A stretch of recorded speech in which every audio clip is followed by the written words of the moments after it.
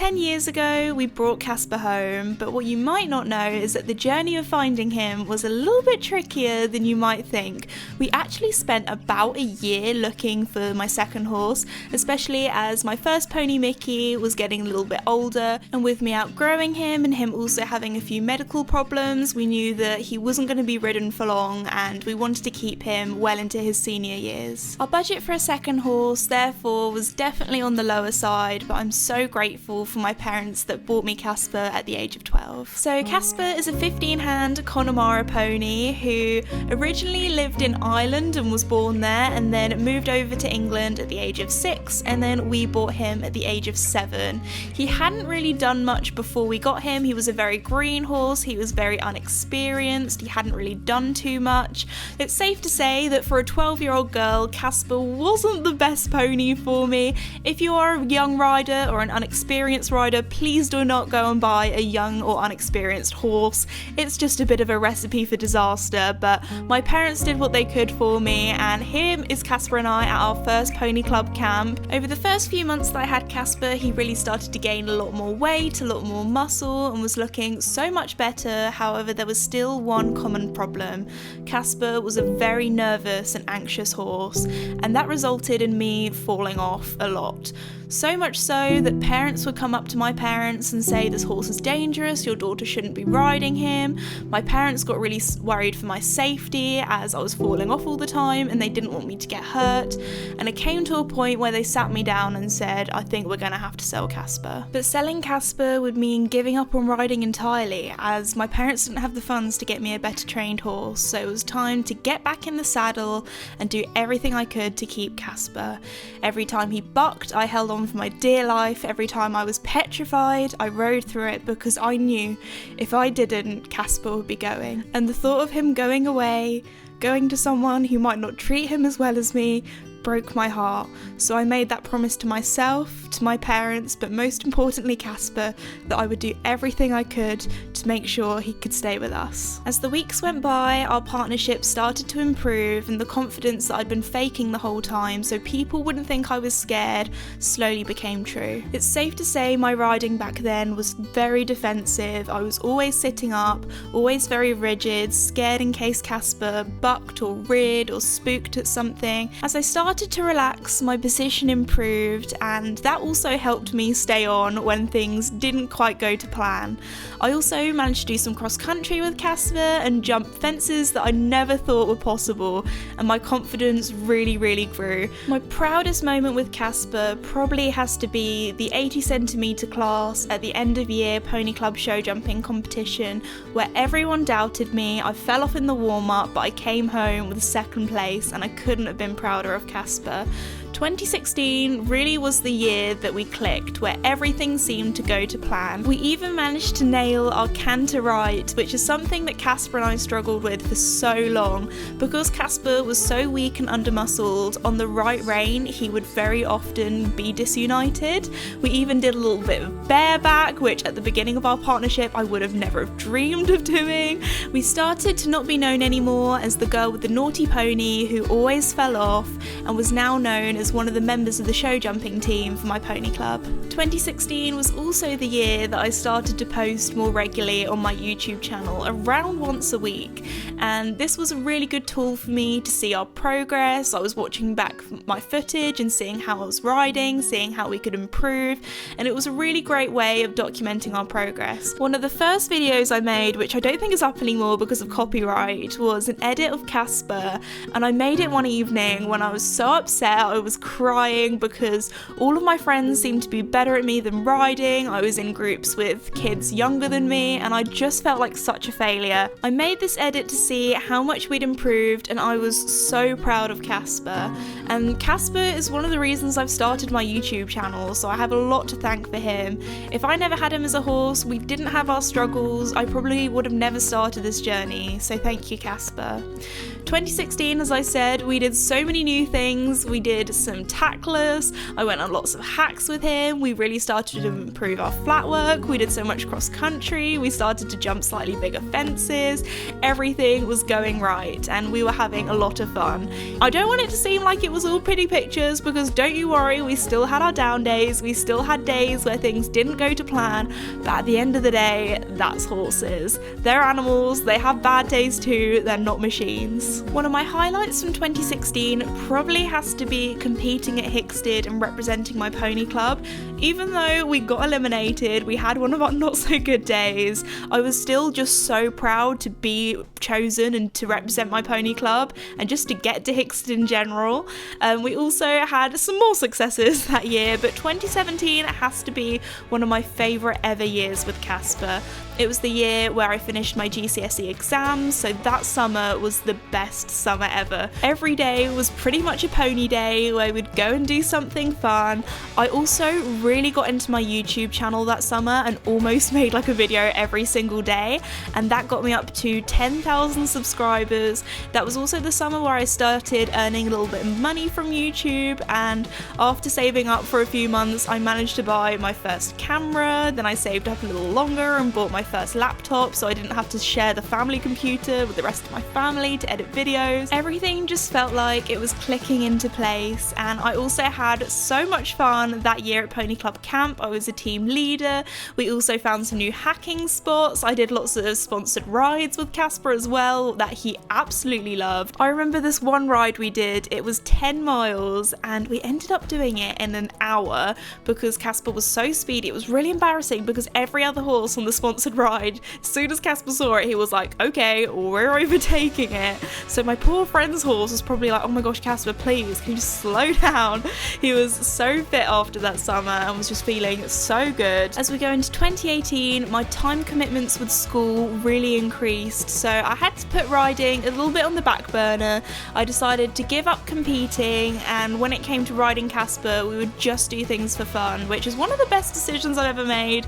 I felt like competing was just too much pressure alongside schoolwork, and especially as I was 16, I couldn't do the pony classes anymore, and Casper just struggled a little bit with the horse distances as he does have little legs, so it made sense to give up competing. We had so much fun going on long hacks instead, still doing a little bit of show jumping here and there. 2018, 2019 was pretty difficult time in my life. I was really stressed with school and exams. I had a part-time job at a vet, so I was doing YouTube part-time as well, making sure I still posted weekly videos, and my mental health, honestly, back then, it wasn't great. So Casper was like the shining light in my life that brought me so much joy. I honestly owe so much to this horse and I don't know what I'd do without him. 2019 was the year that I finished school or sixth form college and passed my A-level exams. If you want to know what I did biology, chemistry and geography, and that's because I worked really hard for my GCSEs and I got really good grades with all like A's and A stars, I'm pretty sure. I can't remember now, it's been a little while. So my aim was to try and be a vet because I knew I wanted to do stuff with animals and I enjoyed science. However, I didn't realise how difficult A-level chemistry would be. I really started to struggle, so my backup plan after that was to be an equine physiotherapist, so I managed to get the grades for that. However, when I finished school, my YouTube channel had really taken off and I thought, you know what, I'm gonna have a gap year, I'm gonna give it a go, I'm gonna see if I can do this YouTube thing, if it's financially viable, and I'm so lucky to say it all managed to work out. So if this is the first video you've seen from me or you've been watching for years, I just want to say a huge thank you from the bottom of my heart for every single like, comment, every one of you that subscribes to the channel. It makes such a difference, so thank you so much. You guys have honestly changed my life. I also want to say a huge thank you to all of the brands that I work with as well that have believed in me. 2018 was the year that Casper and I started working with Lemure. Here he is looking absolutely dashing. We've also been supporting a lot of charities for a number of years, such as the Brook charity, who I'm an ambassador for, and World Horse Welfare, who I'm a patron for, along as a few other charity riding schools that I'm a big supporter of, and of course the RDA. 2019 2019 was also the year that I started working with the FEI, and one of the most pinch me moments was when I was only 17. I was invited to a horse show in Sweden with them at Gothenburg and was a presenter for them. I was also invited by Hickstead to take Casper up on the Hickstead bank. Now, Casper's claim to fame is that he's the only horse that's had a wee at the top of there, because most horses aren't up there for very long. I also taught Casper how to do some flying changes, which still aren't quite perfect, but that was pretty cool. Then we also did a photo shoot with Pony magazine and did my first book with them, which was the This Is Me annual. I think it was the 2021.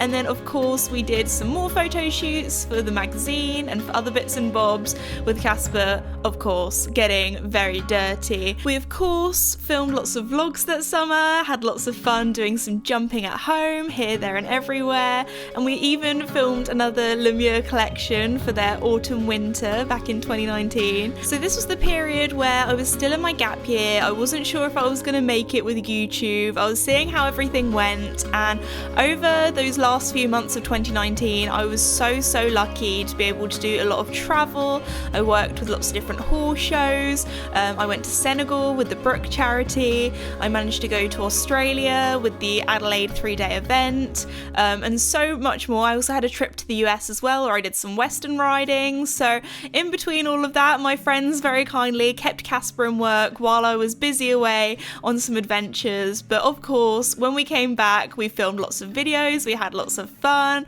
I even started to learn how to clip Casper myself, which at times he did have a few dodgy haircuts, but now it's safe to say that I've improved quite a bit.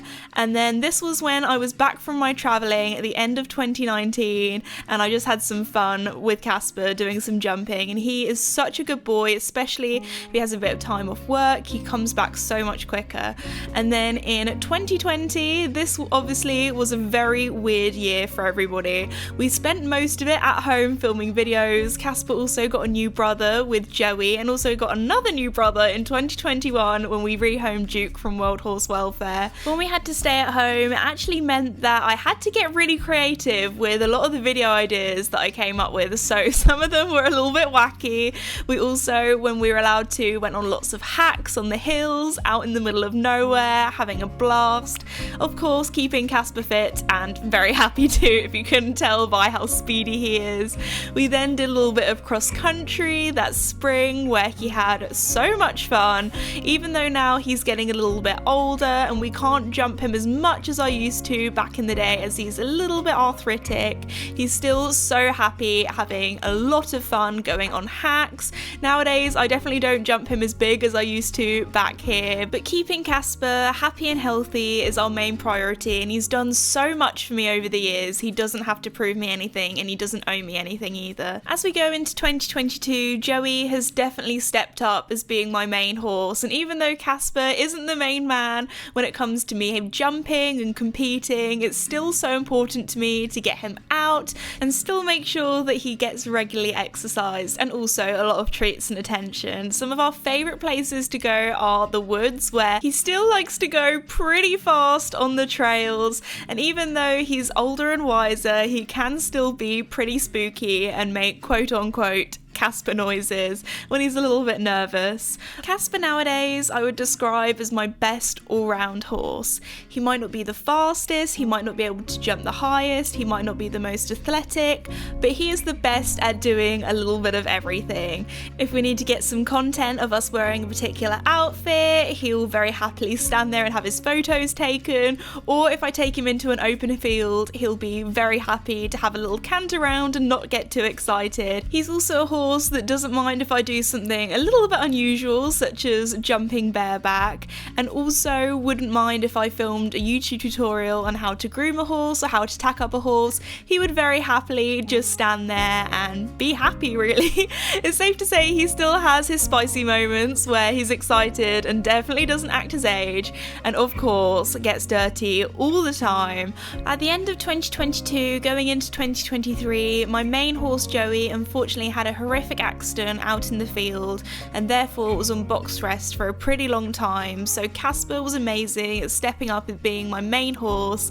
However, of course I didn't push him out of his comfort zone or expect him to jump as high as I was with Joey. We just had so much fun that winter together while I was bringing Joey back into work. As we're now at the beginning of 2024, I just want to say a huge thank you to Casper for 10 years together. It's been amazing and I can't wait to make more memories together.